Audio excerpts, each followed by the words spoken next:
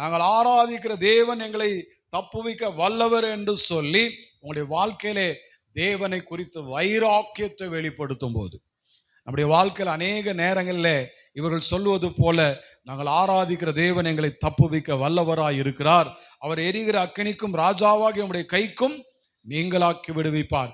விடுவியாமற் போனாலும் நாங்கள் என்ன செய்வதில்லை, நீர் உம்முடைய தேவர்களுக்கு நாங்கள் ஆராதனை செய்வதும் இல்லை, நிறுத்தின பொற்சிலையை பணிந்து கொள்வதும் இல்லை என்று சொல்லி நம்முடைய வைராக்கியத்தை வெளிப்படுத்தும் போதுதான் ஆண்டவர் புதிய காரியத்தை செய்வார். ஆமென் சொல்லுவோம்.